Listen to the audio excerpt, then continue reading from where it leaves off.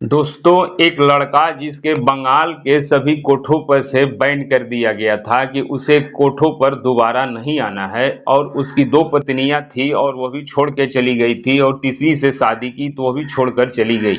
आखिर ऐसा क्या वजह था जिसके कारण उस लड़के का आने वाली जिंदगी में जितने भी लोग आते हैं वह उसे छोड़कर चले जाया करते थे। आखिर उसे क्यों बैंड किया गया था बंगाल के कोठों पर से? तो दोस्तों, आइए चलते हैं इस कहानी में, जानते हैं। ये कहानी है बंगाल की, वहीं का रहने वाला दिवाकर, जिसकी उम्र 28 साल थी। और जो दिवाकर जो एक सैलून का दुकान किया करता था, और उसके माता पिता जो थे वह बुजुर्ग थे, और उसकी एक बहन भी थी जिसकी शादी हो चुकी थी। और वह अपने चाचा के बगल में ही दुकान किया करता था, और उसके जो चाचा थे वह किराने की दुकान चलाया करते थे। दिन बहुत ही अच्छे से गुजर रहा होता है, और जो दिवाकर होता है वह जो कमाता था उसी से अपने घर के खर्चे को चला रहा होता है। उसी दौरान जो है दिवाकर के चाचा थे वह दिवाकर से कहते हैं कि बेटी, क्यों न तुम्हारी शादी हो जानी चाहिए। तुम्हारी उम्र हो गई है और तुम्हारे मम्मी पापा इस बात को सोचते नहीं है तुम्हारी शादी के बारे में। तो जो जो दिवाकर था वह कहता है कि जब तक उसके मम्मी पापा उसकी शादी नहीं कराएंगे वह खुद से शादी करने के लिए उन्हें कभी नहीं कहेगा। इस बात को सुनकर जो दिवाकर के चाचा थे वह दिवाकर के माता पिता यानी कि अपने भाई और भाभी के पास जाते हैं, और कहते हैं कि दिवाकर का अब इतने अच्छे से कमीनी करता है, अच्छे पैसे कमाता है, तो क्यों ना उसकी शादी जो है आप करा दीजिए। तो जो दिवाकर के माता पिता थे वह कहते हैं कि अगर कोई ऐसा रिश्ता आया नहीं है कि दिवाकर की शादी हम लोग करा दें, तो जो अभी दिवाकर के जो चाचा थे वह कहते हैं कि मेरी नज़र में एक लड़की है जो कि अच्छी है, और अगर आप चाहो तो मैं उससे आप शादी करवा सकता हूं, और उसका नाम कंचन है। इस बात को सुनकर जो दिवाकर के माता पिता थे वह तैयार हो जाते हैं, और जो दिवाकर के चाचा थे वह तुरंत ही लड़की वालों से बात करते हैं, और सारी बात हो जाने के बाद 15 नवंबर 2014 को बहुत ही धूमधाम से दिवाकर और कंचन की शादी करा दी जाती है। शादी हो जाने के बाद कंचन अपने ससुराल पहुंचती है, और घर के सभी सदस्य जो थे, दिवाकर के जो रिश्तेदार थे, वह बहुत ही अच्छे तरीके से कंचन का स्वागत करते हैं। और कंचन को कमरे में, सुहाग रात वाले कमरे में भेज दिया जाता है, और दिवाकर अपने सभी रिश्तेदारों से मिलने जुलने में लगा हुआ होता है। और जब रात होती है तो दिवाकर अपने कमरे में जाता है, तो उसके कमरे से हमेशा पूरी रातें चिल्लाने की आवाजें आना शुरू हो जाती है, और सभी घर वाले सोचते हैं कि अभी उनकी नई नई शादी हुई है, इस कारण से ऐसा हो रहा है।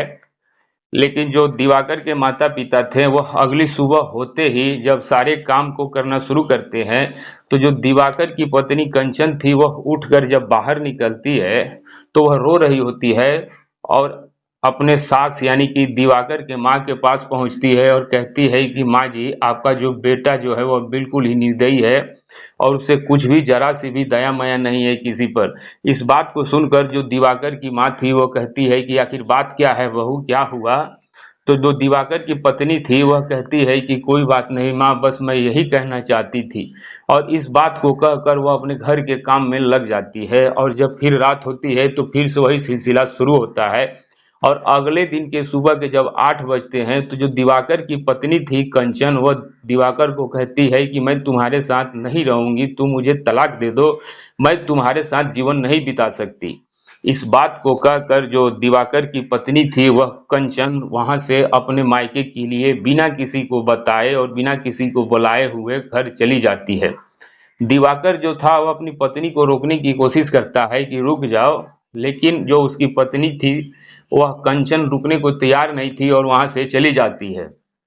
जो दिवाकर के माता पिता थे वह भी कुछ समझ नहीं पा रहे होते हैं, और दिवाकर से पूछते हैं कि बेटे, आखिर ऐसी क्या बात है जिसके कारण तुम्हारी पत्नी तुम्हारे 2 ही दिन में छोड़कर तुम्हें चली गई और तलाक की बात कहने लगी है?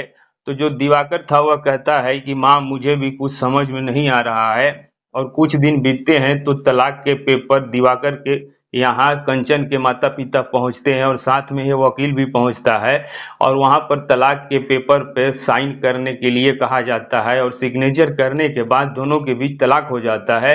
अब दिन गुजरने लगता है, समय गुजरने लगता है, और सभी गांव के जो लोग थे वह सभी दिवाकर का मजाक उड़ाना शुरू कर देते हैं कि दिवाकर तुम्हारी शादी के अभी 2 दिन ही बीते थे कि तुमने ऐसा क्या कर दिया कि तुम्हारी पत्नी जो है तुम्हें छोड़कर तुमसे तलाक ले लिया 2 ही दिनों में। क्या तुम में ही कोई खोट है या फिर तुम्हारे घर में ही कोई दिक्कत होगी? इस वजह से ही तुम्हारी पत्नी तुम्हें छोड़कर चली गई। दिवाकर को कुछ भी समझ नहीं आ रहा होता है। गांव मोहल्ले के जो लोग थे उसे ताना मारते हुए जा रहे होते हैं और धीरे-धीरे समय गुजरता है और करीब 6 महीने ऐसे ही गुजर जाने के बाद दिवाकर को यहाँ एक और रिश्ता आता है और दिवाकर उस लड़की का नाम होता है कंचन और कंचन कंचन का तो शादी हो ही चुकी थी। अब उस लड़की का नाम होता है अंजू, दूसरी लड़की का।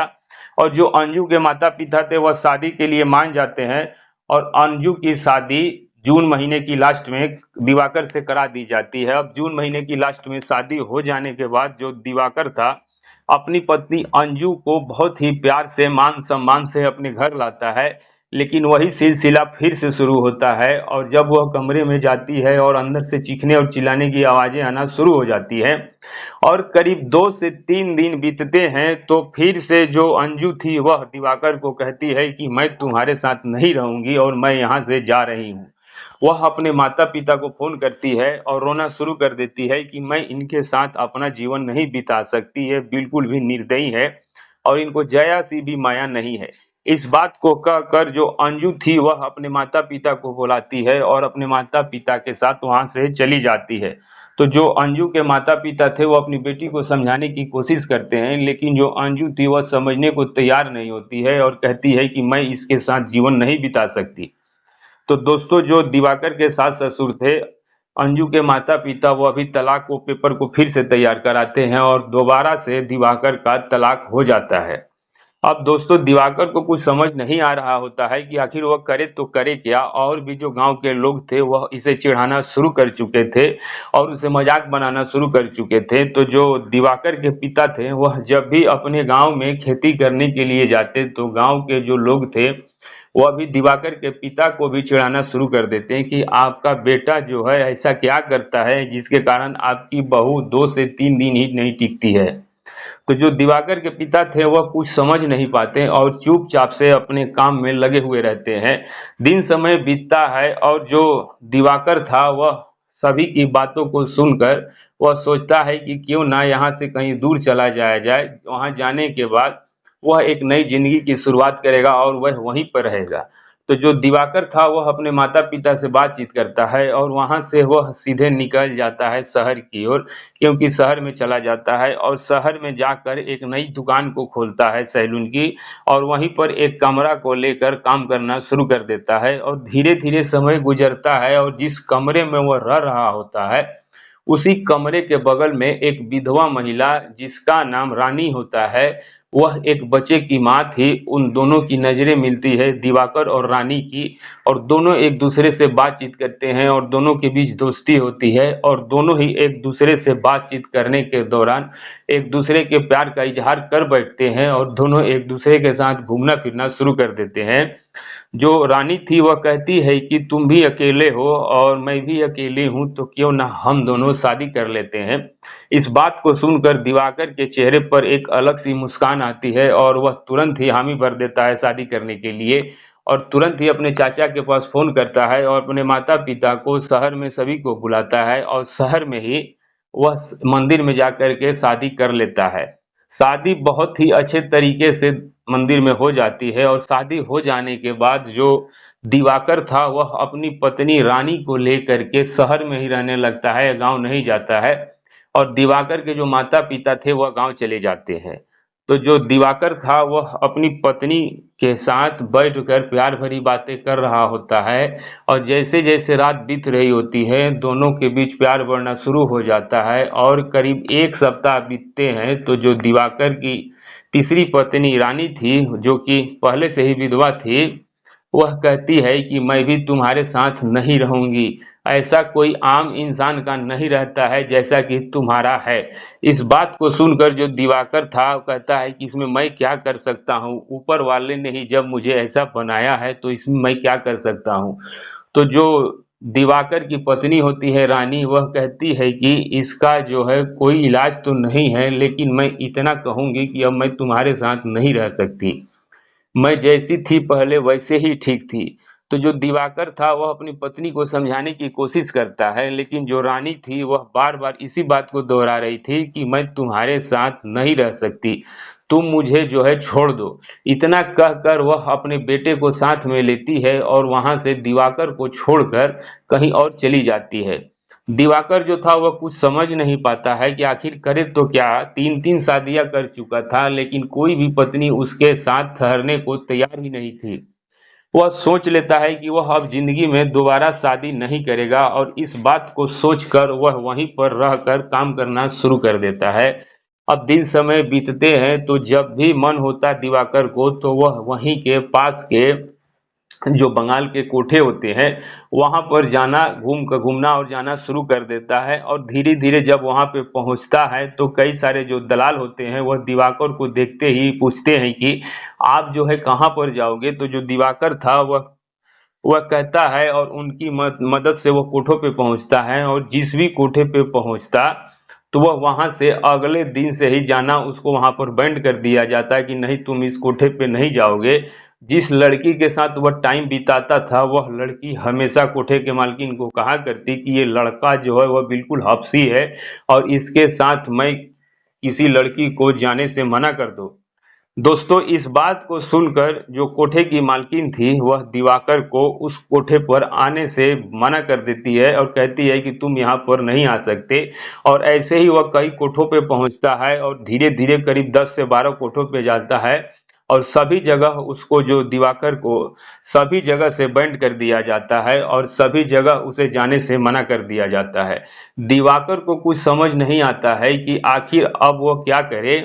वैसे ही एक शाम के करीब 4 बज रहे होते हैं जब दिवाकर उन्हीं गलियों में से गुजरता हुआ जा रहा होता है। तभी एक दलाल जो था वह दिवाकर के पास पहुंचता है और जो दिवाकर था वह कहता है कि क्या आप मेरे लिए एक काम कर सकते हो। तो जो वह दलाल था वह कहता है कि हाँ आप बोलो क्या करना है। तो जो दिवाकर था वह कहता है कि मुझे जो है कोठे की मालकिन से बात करना है और मैं जिस कमरे में रहता हूँ वहां पर मुझे जो सबसे खूबसूरत लड़की होगी वह मेरे कमरे पर आएगी। इस बात को सुनकर जो वह दलाल था वह तुरंत ही दिवाकर को लेकर वहीं के पास के कोठे की मालकिन के पास ले जाता है। जहां पर जो कोठे की मालकिन थी वह दिवाकर को पूछती है कि आखिर तुम जो है क्या चाहते हो। तो जो दिवाकर था वह कहता है कि आप जितने पैसे हमसे ले लो, लेकिन बस जब मैं भी कॉल करूं तो आप एक लड़की को, मैं जैसा कहूंगा वैसी लड़की को आप मेरे कमरे पर भेज देना और मेरा एड्रेस जो है आप लिख लीजिए। इस बात को सुनकर जो कोठे की मालकिन थी वह तुरंत ही तैयार हो जाती है और एडवांस में करीब 15,000 रुपये मांगती है। जो दिवाकर था वह तुरंत ही अपने अकाउंट से 15,000 रुपये ट्रांसफर कर देता है और उसके बाद दिवाकर अपने कमरे पर चला जाता है। और करीब 3 दिन बीतने के बाद जो दिवाकर था वह कोठे के मालकिन के पास फोन करता है और कहता है कि आपके कोठे पर जो सबसे सुंदर लड़की होगी उसे जो है आप मेरे कमरे पर भेज दो। इस बात को सुनकर जो कोठे की मालकिन थी वह कहती है कि हमारे कोठे पे सबसे सुंदर लड़की जो है उसका नाम हमारे कोठे पे सबसे सुंदर लड़की जिसका नाम पूजा है वह आपके पास आज शाम को चली जाएगी, लेकिन आप कमरे पर ही मौजूद रहना। इस बात को सुनकर जो दिवाकर था वह हमें हामी भर देता है और वह अपने दुकान को शाम को करीब 5 बजे ही बंद कर देता है और अपने कमरे पे चला जाता है और इंतजार करने लगता है पूजा के आने का। और करीब शाम के करीब 7:30 बजते हैं जब पूजा उसके कमरे पे पहुंचती है और जो दिवाकर था वह देखता है तो उसकी खूबसूरती को वह देखता ही रह जाता है और वह बहुत ही सुंदर थी। जो दिवाकर था वह तुरंत ही पूजा को कमरे में बुलाता है और वहीं पर बैठती है और चारों तरफ देखती है और कुछ देर बीतने के बाद जो दिवाकर था वह कुछ नमकीन और बिस्किट निकालता है और दोनों मिलकर बैठकर खाते हुए एक दूसरे से बातचीत करना शुरू कर देते हैं। और बातचीत करते हुए वह दोनों एक दूसरे के साथ संबंध बनाना शुरू कर देते हैं। और जो दिवाकर था वह जब कपड़े को उतार देता है और जो पूजा थी वह देख कर कहती है कि नहीं, मैं जो हूँ यहाँ से जा रही हूँ और मैं तुम्हारे साथ संबंध नहीं बना सकती। इस बात को सुनकर जो दिवाकर था वह नहीं मानता और कहता है कि नहीं, तुम यहाँ पर आ चुकी हो और मैंने तुम्हारे लिए वहाँ पर पैसे दिए हैं और तुम्हें जो है मैं ऐसे यहाँ से नहीं जाने दूंगा। इस बात को सुनकर जो पूजा थी वह दिवाकर की ओर देखती है और वह कुछ कर नहीं पाती और पूरी रात दिवाकर को मना करते रहती है, लेकिन दिवाकर जो था वह नहीं मानता। और अगली सुबह होती है, दिन के करीब 10 बजते हैं, तो जब कोठे की मालकिन देखती है कि पूजा जो है वह दिवाकर के कमरे पे गई है और वह लौट कर नहीं आई है, तो जो कोठे की मालकिन थी वह दिवाकर के पास फोन करती है और कहती है कि पूजा जो है अभी तक वापस लौट कर क्यों नहीं आई। तो जो दिवाकर था वह कहता है कि आप खुद आकर देख लो, वह बिल्कुल भी ठीक से नहीं है और वह होश में नहीं है। इस बात को सुनकर जो कोठे की मालकिन थी वह कहती है कि आखिर हुआ क्या है। तो जो दिवाकर था वह कहता है कि मुझे नहीं मालूम उसे क्या हुआ है, आप खुद आकर देख लो। जो कोठे की मालकिन थी वह तुरंत ही दिवाकर के कमरे पे पहुंचती है और देखती है तो तुरंत उसे वहां से ले जाती है और डॉक्टर के पास उसको जब इलाज कराती है और जब पूजा होश में आती है तो सारी बातों से अवगत कराती है कोठे की मालकिन को, तो वह दिवाकर के ऊपर गुस्सा करना शुरू कर देती है और कहती है कि तुम्हें जो है 8 के बाद मेरे कोठे पे आना बंद है और साथ में तुम जब भी फोन करोगे तो तुम्हारे पास कोई भी लड़की नहीं जाएगी। इस बात को कहकर कोठे की जो मालकिन थी वह पूजा को लेकर वहां से चली जाती है और पूजा जो थी वह सभी कोठे की लड़कियों को इस बात से अवगत कराती है। और सभी लोग जो थे वह सोच में पड़ गए थे कि आखिर कोई आम इंसान का ऐसा कैसे हो सकता है, जो आम इंसान का ज़्यादा से ज़्यादा थोड़े बहुत होते हैं लंबे, लेकिन इसका इतना ज़्यादा लंबा कैसे हो सकता है। और जब सभी लोग आपस में बातें कर रहे होते हैं, फिर उन्हीं में से एक लड़की जो थी वह कहती है कि कुछ दिन पहले जो बगल वाला कोठा है उस पर भी वह लड़का आया था और वह मेरे साथ भी टाइम स्पेंड किया था, जिसके बाद मैंने जब उसे देखा तो मुझे तो समझ में कुछ नहीं आ रहा था और मैंने मना भी किया था, लेकिन उसने माना नहीं। और मैंने सोचा कि जब पैसे मैंने लिए हैं तो फिर इसको यहाँ से नाराज होकर ना जाए, इसलिए मैं चुपचाप से रह गई। और इस तरह की बातों को वे लोग आपस में बातें करते हैं और जो दिवाकर था वह कुछ समझ नहीं पाता कि अब करे तो क्या करे। और वह सीधा अब सोचता है कि अब वह अपने गांव पहुंचता है अपने माता पिता के पास और कहता है कि आप लोग जो है ठीक से रहिएगा। और इतना कहकर जो दिवाकर था वहां से वापस निकलता तो है घर से, लेकिन कहाँ चला जाता है आज तक किसी को कुछ भी मालूम नहीं है।